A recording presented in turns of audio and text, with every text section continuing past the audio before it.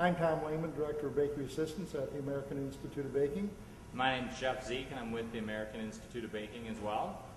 And today we're going to do some demonstrations for you on dough mixing, dough rounding, dividing and rounding, and then also we're going to do a little bit of stretching.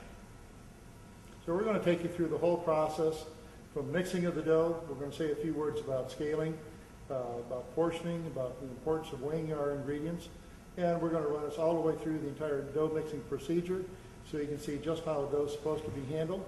And we'll walk you through the entire dough management procedure. We're giving you a good, consistent, uniform dough that's going to perform for you on a daily basis, and it's going to give you a great product day in and day out. One thing that you might want to do is verify the fact that you actually have the contents that it says that it is in the bag. And it's about a half a pound light with including the bag. But typically if you expect probably about a quarter to 3/4 of a pound extra for the bag weight. So what we would want to do is maybe just throw a little bit more flour into here to make sure that we have the adequate amount of flour. What we're going to do is we're going to base our formulation on 50 pounds of flour for this particular mix. But one thing that you'll probably want to do is set your ingredients to percentages. And the percentages that we have here is based on flour, or sometimes referred to as baker's percent. Everything is based on flour. And so our flour is set at 100%. Then all of our other ingredients are based off of the amount of flour.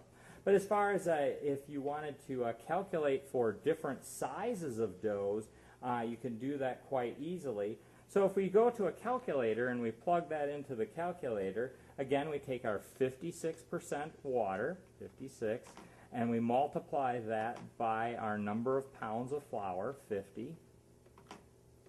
And then we divide that by our percentage of flour, which is at 100%, and it'll always be, we'll divide by 100%. We'll see that we come up with that we want to use 28 pounds of water for this particular formula based on 50 pounds. We generally, when we're mixing a dough, want to start off with adding our water to the mixing bowl first. And we've tempered our water accordingly to adjust for the shop condition, the temperature of the shop, and taking into account the temperature of the flour. And then also taking into account the friction factor, the heat that the mixer is going to generate during mixing is something else that you need to. With every dough formula, we have desired dough temperatures that we try to achieve. For most of our pizza doughs, we'd like to achieve a temperature between 80 and 85 degrees Fahrenheit. The question is, how do I achieve that temperature? This calculation here will take you through that exercise, and some of the things that we need to know: friction factor, FF, FT for flour temperature, RT for room temperature, WT for water temperature, DDT, desired dough temperature, ADT, actual dough temperature. Now we have friction factor. This is something that must be calculated for each dough depending upon the size of the dough that we're running and the type of mixer. But friction factor is nothing more than mixing a dough, and we record the room temperature, the flour temperature, and the water temperature that was used to mix that dough. I normally say coldest tap water temperature, which should be right around 60. Record the flour temperature, record your room temperature. Mix your dough out until it's satisfactorily mixed, whatever you require for your mixing.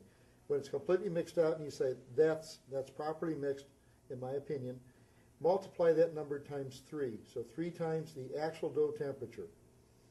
Then, from that number, subtract the room temperature, the flour temperature, the water temperature. Our particular formula that we're using today, we're going to just run water, flour, salt, yeast, and oil. You can add sugar to your formula. This is an optional ingredient. Depending on how you're baking your pizzas, if you're baking in an impingement oven or versus a deck oven, that might dictate whether or not you want to add sugar to your dough. Sugar is going to cause browning. And for this particular dough, we get plenty of browning without adding the sugar. So now we have our water, flour, we're going to add our yeast. The nice thing about instant yeast is that you can just put that in right on top. There isn't anything special. You should not shock instant yeast by adding it directly to cold water. That's one thing that you do have to be careful about. When working with different forms of yeast, you do have to be careful in what contact they come in with other ingredients such as sugar and salt. Fresh compressed yeast does not do very good coming in contact with sugar and salt, so you have to be cautious about that. So we've added our yeast, and now we're going to add our salt. And because we're working with the instant yeast, the fact that we put the salt on top of that, that isn't as big of a deal as if we were working with fresh compressed yeast. So at this point now, we're going to put the bowl onto the mixer and lift the bowl into position. What we have here is what's called an S-type hook. It has more of a kind of a corkscrew type of agitator as compared to a J-style type hook, which is more straight up and down. And what tends to happen on those is the dough starts to ride up and wrap around. And if the dough is wrapped up all around the top, you're really not mixing it. The nice thing about the S-style agitator is the dough can only come up so far, and then it's pushed right back down into the mixing bowl. So we're going to put this on, and that's how easy it is right there. We're going to lift the bowl up off of the bowl trolley and get that out of the way. Get that out of the way. And then we're going to snap the bowl into place. And this is another nice added feature with the new Legacy mixer is this swing out action. But again, it's quite that simple as far as getting it locked into place. We do have safety guards on there with regards to when we actually turn the agitator on. When this is open, you cannot turn the agitator on, but you can raise and lower the mixing bowl. So now we're going to start off by mixing our dough in a speed that they refer to as stir. It's just a very gentle agitation. We just want to get the ingredients starting to combine. I had mentioned that we're going to add some oil to our dough formulation, and we like to delay the addition of the oil as to prevent interfering of hydration of the flour. It's very important that we get the flour adequately hydrated, so we want to give the flour every chance to grab onto as much water as possible. And then at that point, when we don't see any more dry flour in the bottom of the mixing bowl, then we will add the oil. Is we want to just get all the ingredients incorporated together. So I think now we can turn this on to the stir speed.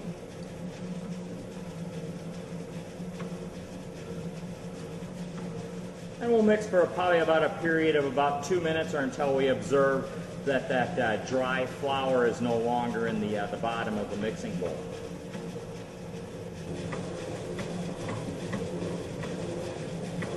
And so we can see that we don't see any more dry ingredients down there in the bottom.